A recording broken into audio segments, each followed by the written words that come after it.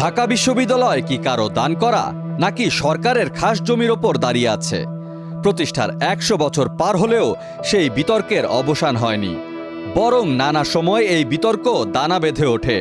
নবাব sir Salimullah এই বিশ্ববিদ্যালয় প্রতিষ্ঠার জন্য ৬০০ একর জমি দান করেছিলেন বলে জনশ্রুতি রয়েছে, যদিও এর দালিলিক কোনো তথ্য প্রমাণ নেই। দেশের শীর্ষ বিশ্ববিদ্যালয়ের জমি নিয়ে দুটি মত প্রচলিত আছে।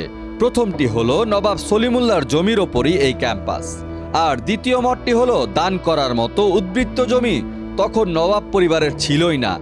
ঢাবি যে জায়গায় আজ প্রতিষ্ঠিত তার অধিকাংশই সরকারি খাস জমি। সম্প্রতি ঢাকা বিশ্ববিদ্যালয়ের সিনেট অধিবেশনে সেই পুরনো তর্ক বিতর্ক আবার তুঙ্গে উঠেছে। ঢাবির জমি সলিমুল্লাহর দেয়া।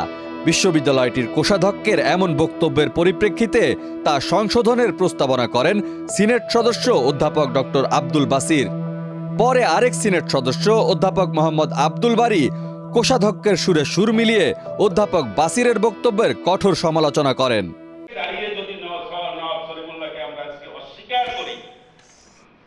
তাহলে ব্যাপারটি কি দাঁড়ায়? এটি উনি কিসের ভিত্তিতে গতকালকে বললেন যে নবাব সলিমুল্লাহ এখানে কোনো দান নাই, যেহেতু উনি 1915 সালে ইন্তেকাল করেছেন জওহরলাল নেহরু রোডে কলকাতায় 16 জুন। আমরা এগুলো সব জানি, সেটা তো 15 সালে উনি মারা গেছেন। আর ঢাকা বিশ্ববিদ্যালয়ের ভিত্তি কার্যক্রম আমার কাছে সব তথ্য আছে মহোদয়, এবং সেই ছবিও আছে। যারা ঢাকা বিশ্ববিদ্যালয় প্রথম কমিটিতে যে 13 জন লোক, তাদের ছবি এখানে আছে। আমরা কাগজের উপর ভিত্তি করে, তথ্যের উপর ভিত্তি করে আমরা একটা সঠিক জায়গায় পৌঁছতে চাই। পরে উপাচার্যের হস্তক্ষেপে বিষয়টির মীমাংসা হয় এবং এ বিষয়ে প্রকৃত সত্য উদ্ঘাটনে একটি কমিটি গঠনের ঘোষণা আসে। ঢাকা বিশ্ববিদ্যালয় আসলেই কার জমিতে দাঁড়িয়ে? শত বছর পর এই প্রশ্নের জবাব পেতে থাকতে হবে অপেক্ষায়। ডেস্ক রিপোর্ট, দেশ রূপান্তর।